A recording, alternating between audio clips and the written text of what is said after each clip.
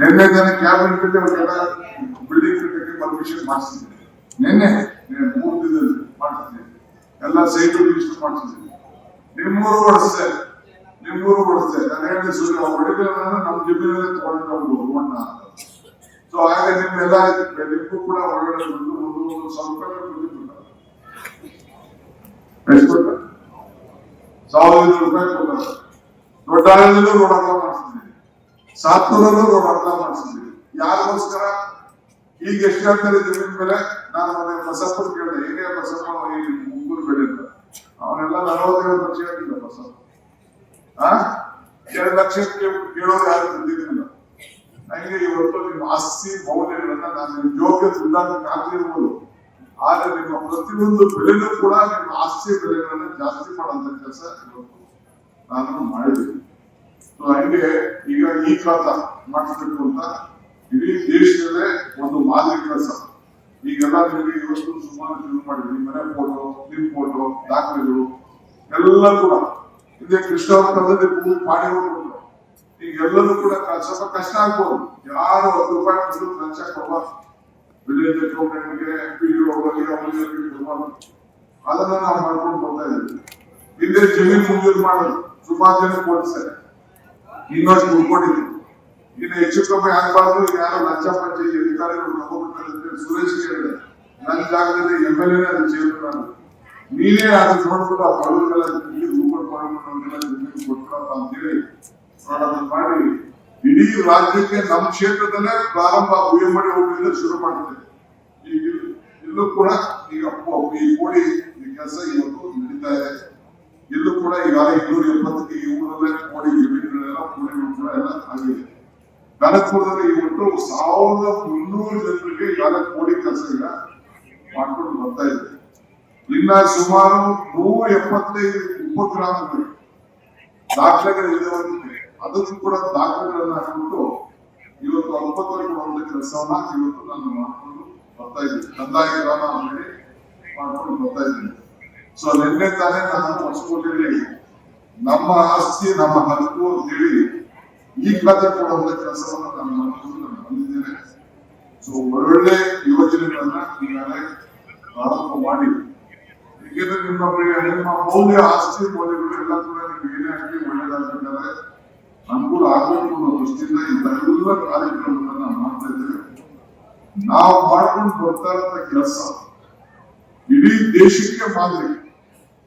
ನಾ ಸುರೇಶ್ ಅವರು ಹೇಳಿದ್ರಲ್ಲ, ಕುಡಿಯೋ ನೀರಿನ ನಮ್ಮಲ್ಲಿ ಕನಕಪುರಕ್ಕೂ ವಲಸೆ ಹೋಗ್ತಾ ಇದ್ದಾರೆ. ಅದನ್ನು ನಿಲ್ಲಿಸಬೇಕು ಅಂತೇಳಿ ಇವತ್ತು ನಾನು ಪ್ರಯತ್ನವನ್ನು ನಾನು ಮಾಡ್ತಾ ಇದ್ದೇನೆ. ಇವತ್ತು ನಿಮ್ಮೂರು ಹಳ್ಳಿ ಇರ್ಬೋದು, ನೀವು ಯಾರು ನೀವು ಮಳವಳ್ಳಿಗೆ ಹೋಗಿ, ಈಗ ಸುರೇಶ್ ಮಾತಾಡ್ತಿದ್ದಾರೆ, ಟ್ರಾನ್ಸ್ಫಾರ್ಮರ್ ವಿಚಾರ ಮಾತಾಡ್ತಿದ್ದಾರೆ.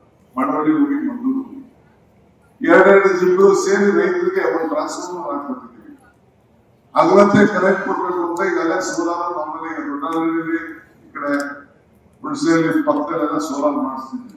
7 ಗಂಟೆ 6 ಗಂಟೆ ಇತ್ತು. ಹಿಂದೆ ಮಿನಿಸ್ಟರ್ ಈ ಏನು ಸುಮಾರು 20,000-25,000ಕ್ಕೂ ಹೆಚ್ಚು ಜನರಿಗೆ ನಮ್ಮ ರೈತರಿಗೆಲ್ಲ ಟ್ರಾನ್ಸ್ಫಾರ್ಮರ್ ಕೊಡಿಸಿದ್ನಲ್ಲ ಹಿಂದೆ.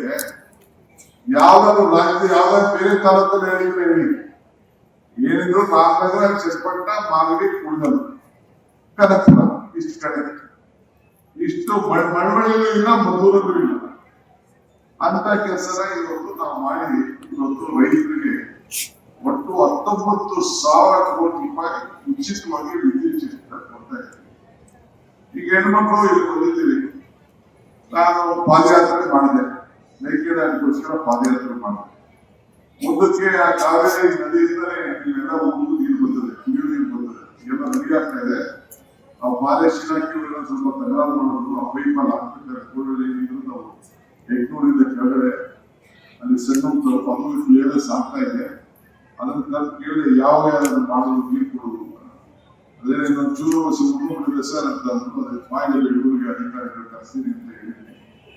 ಎಲ್ಲ 224 ಹಳ್ಳಿ ಏನಿದೆ, ಆ ಹಳ್ಳಿಗೆ 254 ಹಳ್ಳಿ, ಎಲ್ಲ ಹಳ್ಳಿಗಳು ಕೂಡ ಸಂಗಮದಿಂದ ಶುದ್ಧವಾದಂತ ಕಾವೇರಿ ನೀರು ಬೆಂಗಳೂರಿಗೆ ಯಾವ ರೀತಿ ನೀರನ್ನ ಕೊಡ್ತಾ ಇದ್ದೀವಿ ಆ ನೀರು ಕೊಡೋದಕ್ಕೆ ಈಗಾಗಲೇ ಕಾರ್ಯಕ್ರಮವನ್ನು ನಾನು ರೂಪಿಸಿದ್ದೇನೆ.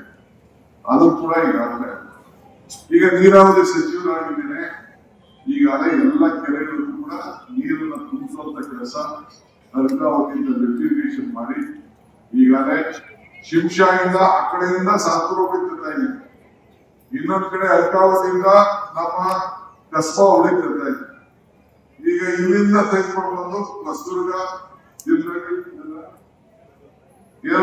ಎಲ್ಲ ಪಂಪಲ್ಲಿ ಪಂಪ್ ಮಾಡಿಬಿಟ್ಟು ಅಲ್ಲಿ ಆ ಕೆರೆಗಳನ್ನ ನೀರು ತುಂಬುವಂತ ಕೆಲಸ ಮಾಡ್ತಾರೆ. ಯಾಕೆಂದ್ರೆ ನಿಮ್ಮಲ್ಲಿ ಹೈನುಗಾರಿಕೆ ದೊಡ್ಡ ಫ್ಯಾಕ್ಟ್ರಿ ಮಾಡಿದ್ವಿ, ಹಾಲು ಕುದಿಯುವ ಉಂಗಾಟಿಕೆ ಫ್ಯಾಕ್ಟ್ರಿ ಎಲ್ಲಾದ್ರೂ ಇದೆಯಲ್ಲ, ಹಾಲು ಎಲ್ಲಾದ್ರೂ ಬೇಕು ಯಾವ್ದಾದ್ರು ತಾಲೂಕಲ್ಲಿ ಇದೆಯಾ? ಮೂರಲ್ಲಿ ಹಾಲು ತಾಲೂಕು ಟೂರಿಸ್ಟ್ ಹೋದ್ಮೇಲೆ ಎಲ್ಲರೂ ಗಲಾಟೆ ಮಾಡಿ ನಿಲ್ಸ್ಬೇಕು ಅಂತ ಗಲಾಟೆ ಮಾಡಿದ್ವಿ. ನಾನು ಸೂರ್ಯ ಗಡ ಅಂತ ಇವ್ರು ಯಾರು ಕೊಡ್ಲಿಲ್ಲ, ಇಲ್ಲ ನಿಮ್ಗೆ ಗೊತ್ತಾಗೋದಿಲ್ಲ.